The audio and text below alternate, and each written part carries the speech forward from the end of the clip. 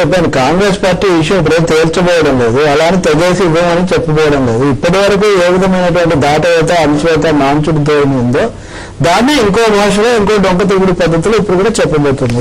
అదే సమయంలో కేసీఆర్ ప్రాణాలు కాపాడడానికి అందరూ బలపరుస్తారు కాబట్టి ఆ అంశం మీద ఎక్కువగా ఒక్కడింపు ఉంటుంది. బహుశా ముందు ఇది దాటేసిన తర్వాత మిగతాది ఏంటో తర్వాత చూసుకుందాం అనేటువంటి వైఖరి కనపడుతుంది. అంటే ఉన్నటువంటి దీక్ష ఇలాగో దీక్షలు విరమణ చేసిన తర్వాత కాస్త చల్లబడిన తర్వాత అప్పుడు తీరుబడిగా పరిశీలిద్దాం. రాజకీయాల్లో ఎప్పుడు అది ఎలాగో ఉంటారు, మనకందరికీ కూడా తెలిసిన విషయమే. కానీ అది కూడా కీలకమైన అంశం కదా. ప్రభాకర్ గారు, ముఖ్యమంత్రిగా చెప్పినటువంటి విషయం, వారు అన్నటువంటి మాట మీరు ఎలా అర్థం చేసుకుంటున్నారు? విద్యాసాగర్ గారు చెప్పినట్టుగా స్పష్టంగా వారు ఇక్కడి నుంచి వెళ్ళి తీర్మానించుకొని అంటే మనసులో పెట్టుకొని వెళ్ళినట్టున్నారు. ఎట్టి పరిస్థితుల్లో కూడా అధిష్టానం నుంచి వస్తుంది అనేది బుజ్జగింపు చేసే ప్రయత్నం ఉన్నారు తప్ప తెలంగాణ విషయంలో క్లారిటీ ఉండదేమో అనిపిస్తా ఉంది. వాళ్ళు సమావేశంలో వెళ్తూ చెప్పినటువంటి మాట ఇవ్వడానికి చూద్దాము అని వెళ్తుంటగా కనపడుతుందా, లేకపోతే ఏమైనా సరే దీన్ని ఎలాగెలా దాటవేద్దాము తర్వాత చూద్దాం అనేటువంటి ధోరణితో వెళ్తున్నట్టుగా కనపడుతుంది. మీకేమనిపించింది? దాటవేద్దాం అన్నట్టుగా అనిపిస్తా. రాజాబాబు గారు మీరు ఉన్నారు కదా, మీరు వింటారు రాజాబాబు గారు. ఇప్పుడు అక్కడ ముఖ్యమంత్రిగా ఆంధ్రప్రదేశ్ లో జరుగుతున్న ఈ అలజడిని ప్రజా ఉద్యమాన్ని తప్పకుండా చెప్పాల్సిన బాధ్యత అభిషేక్ గారికి ఉంది. ఆ బాధ్యత తేలుతున్నారు. అట్లాగే డి శ్రీనివాస్ గారు తెలంగాణ వాదిగా, తర్వాత పిసిసి అధ్యక్షుడిగా వీళ్ళిద్దరి ఒపీనియన్ కోసమే కోర్ కమిటీ రెండోసారి సమావేశం అయితే దానికి అటెండ్ కావడం పోతుంది.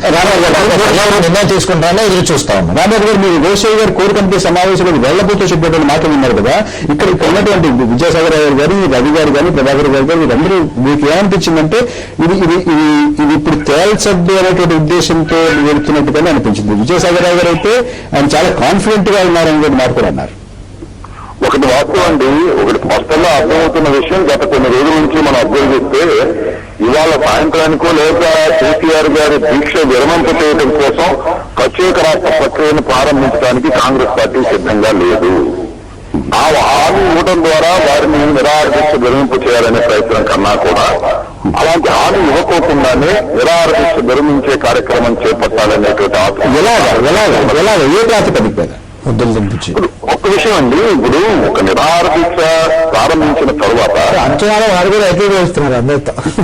దానిలో ఏం సందేహం ఇవాళ సాయంత్రానికో రేపు ఉదయానికో ప్రత్యేక రాష్ట్ర ప్రక్రియను ప్రారంభించాలి అనేటువంటి నిర్ణయం తీసుకోవడానికి మాకు చాలా ఇబ్బందికరమైనటువంటి వాతావరణం భారతదేశంలో ఉన్నదనే వాస్తవం మాకు తెలుసు. కాబట్టి దాన్ని మేము మరొకసారి చెప్పి ప్రక్రియ చేస్తామని చెప్పి ఆయన నిరాహార దీక్ష విరమించాలనే ఉద్దేశం మాకు లేదు. అయితే వారు ఉద్యమం చేస్తున్నారు, ఉద్యమ నాయకులు, వారి ప్రాణాలు ఆంధ్ర రాష్ట్ర ప్రజానీకానికే కాదు భారతదేశ ప్రజానీకానికి కూడా అవసరం. వారు కేంద్ర మంత్రిగా కూడా చేశారు. అయితే మహాత్మా గాంధీ గారు కూడా అనేక సందర్భాల్లో నిరాహార దీక్ష చేసి విరమించడం జరిగింది.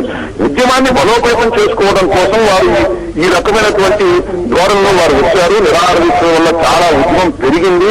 చాలా గ్రామీణ ప్రాంతాల్లో ఇదివరకు ఎక్కడైతే నష్టపోయారో ఆ ప్రాంతాల్లో కూడా కొంత బలీయమైనటువంటి వాతావరణం ఏర్పడింది. అందువల్ల వాతావరణాన్ని ఉపయోగించుకొని ముందుకు తీసుకుపోయే బాధ్యత ఇవాళ కేసీఆర్ గారు దీక్ష విరమించి చేయవలసినటువంటి అవసరం ఉంది. ఒక ఉద్యమ కారణంగా సమంజసం కాదు. రాజబాబు గారు, విజయసాగర్ గారు. ప్రభాకర్ గారు, అసలు రాంబాబు గారు చాలా మిత్రుడు, మా దగ్గర మిత్రుడు. నేను అంటున్నాను కదా, రాంబాబు గారు ఆయన హృదయం మీద చేసుకుని ఇది చెప్తే పొరపాటు చెప్తున్నాడు. సత్యదూరమైన సమాచారాన్ని ధైర్యంగా చెప్తున్నాను. ఆయన నన్ను పర్వాలేదు. ఇందులో ఒకటి, ఇన్ని రోజులు మీరు జాతీయ స్థాయిలో ఏకగ్రీవం లేదన్న వాళ్ళు ఇప్పుడు స్థానికంగా ఆంధ్రప్రదేశ్ లో ఏకగ్రీవం లేదని రోషయ్య గారు అందరినీ మొత్తం రెచ్చగొట్టి ఒక ముందు పెట్టినారు హైకమాండ్ వాళ్ళు. ఫినిష్ ఆఫ్ అయిపోయింది. ఎప్పుడు కూడా ఉద్యమం అంటున్నారు. ఉద్యమాన్ని రెచ్చగొట్టి ఉద్యమం ప్రజలు చేయాల్సిన అవసరం లేదు. ప్రజలు ఉద్యమం చేయాల్సిన అవసరం లేదు. మీరు రాజకీయంగా ప్రజల మనోభావాలు అర్థం చేసుకున్నారు కాబట్టి మీరు ఎంతో ఇవ్వాలి. మేము ఇంతకుముందు కాకినాడ రాంబాబు గారు చాలా స్పష్టంగా చెప్తున్నారు. ఇందాక నేను పొరపాటుగా చెప్పాను. ముఖ్యమంత్రి గారు కోర్ కమిటీ సమావేశంలో వెళ్లే ముందు చెప్పినటువంటి మాట కాదు. అయిపోయిన తర్వాత ఆయన హైదరాబాద్ బయలుదేరి నేను ఆ కాన్ఫిడెంట్ అనుబడి చెప్తాను.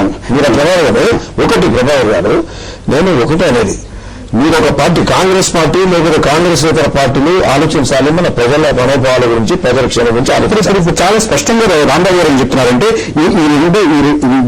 ముందుగా కేసీఆర్ గారి చేత దీక్ష విరమింపు చేసిన తర్వాత విరమింపు చేయడానికి మేము ప్రత్యేక తెలంగాణ ప్రక్రియ ప్రారంభిస్తామనేటువంటి హామీ కూడా ఇవ్వడానికి మేము సిద్ధంగా లేనటువంటి మనిషి. ఇంకా ఏంటంటే ఇంకా ఉద్యమాన్ని బలోపేతం చేయమంటున్నారు.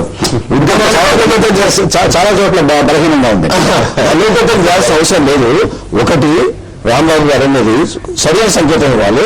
రాజమండ్రిలో గారి మా సమావేశం కాకినాడలో మేము ఏర్పాటు చేసుకున్నాం. అక్కడ 1 రాష్ట్రాల్లో కేంద్రం ఇప్పుడు ఒప్పుకోలేదు.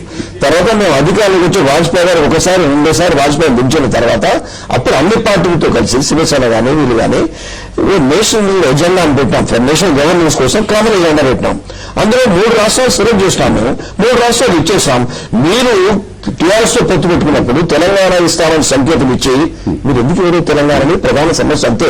మేము ఇచ్చాం, మేము అన్నామా, ఈ విధంగా రాస్తామా, ఆ విధంగా రాస్తామా, ఏ విధంగా రాసినప్పటికీ కూడా తెలంగాణ గురించి మీరు ప్రజలతో ఎందుకు అనిపించినారు, ఎందుకు ఇస్తామని భయం చూపించినారు. ఇప్పుడు మళ్ళీ ఉద్యమం చేయమంటారు తెలంగాణ వాళ్ళని. కొంచెం ముందు పెడతాం విద్యాసాగర్ రావు గారు. ఇప్పుడు నాకు అందుతున్నటువంటి సమాచారం, మనకు అందుతున్న సమాచారం ఏంటంటే రోషయ్య గారు, హోంమంత్రి చిదంబరం గారు ప్రత్యేకంగా సమావేశం అవడం ఒకటి.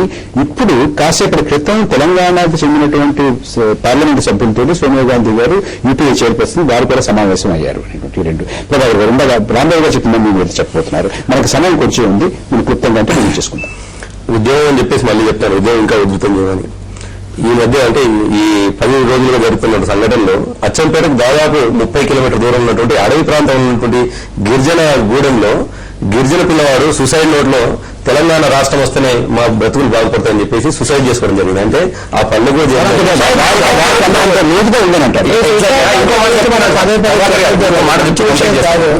రాజయ్య గారు, మా తెలంగాణ ప్రాంతానికి సంబంధించినటువంటి ఎమ్మెల్యే రాజయ్య గారు ఆ విధంగా మాట్లాడుతున్నప్పుడు అంబటరాంబాబు గారు అట్లా మాట్లాడడం పెద్ద ఆశ్చర్యం కాదు.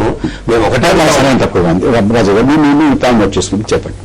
ఒకటే అండి, తప్పకుండా జటిలమైన సమస్యనే. కాంగ్రెస్ ఇలాగే చేస్తుంది, ఇందులో ఎటువంటి సందేహం కూడా లేదు. అలాగే ఇతర ప్రాంతాల్లో రావడానికి కూడా భాషా రాష్ట్రాల విభజన అనే ఒక సమస్య వచ్చాక ఇతరులు కూడా వస్తాయి. అదే ఇప్పుడు చూడాల్సింది ఉమ్మడిగా తెలుగు ప్రజలందరికీ భద్రత ఎలా చూడాలి, అలాగే ఈ రాష్ట్రాన్ని ఎలా కాపాడుకోవాలి. అది విడగొట్టుకుంటారా కలుపుకుంటారా అంటే ప్రజాస్వామ్యం అందువల్ల ప్రజలందరూ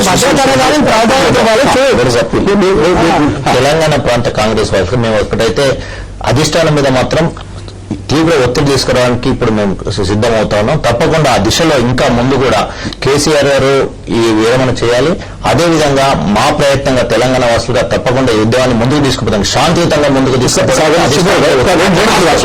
ఆత్మహత్యలు చేసుకోవడానికి వీల్లేదు. ఎవరు కేసీఆర్ గారు ఈ దీక్ష ఉపసంహరణ చేసుకోవాలి. ఒక పార్టీ కాకుండా అన్ని పార్టీలు కలిసికట్టుగా తెలంగాణను కోరుకునే పార్టీలు గత చరిత్రను పరిగణలోకి తీసుకుని ఒక చక్కటి ఉద్యమాన్ని తీసుకుని తెలంగాణ సాధించుకుందాం. ప్రాణాలు పోగొట్టుకుంటే వచ్చేది లేదు. కాబట్టి వారు దీక్ష విరమించాలి. ఈ ఆత్మహత్యలు కూడా జరగడానికి వీల్లేదు. తెలంగాణ గారు, విజయసాగర్ ప్రభాకర్ గారు, అలాగే మనతో ఫోన్ లైన్ లో మాట్లాడినటువంటి తాళవాయి గోవర్ధన్ రెడ్డి గారు, అంబేద్కర్ గారికి అందరికీ కృతజ్ఞతలు. నమస్తే ఆంధ్రప్రదేశ్.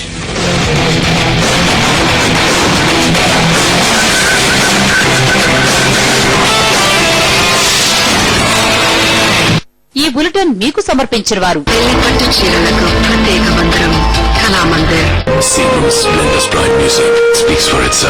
ఏళ్ల తరబడి నమ్మకమైన సోప్ ఈటా సోప్. చూరును ఒకటి పెప్సీ, చూరును యంగ్స్టార్.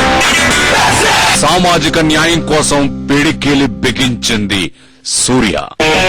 మరి కొత్త తరపు కొత్త స్టైల్.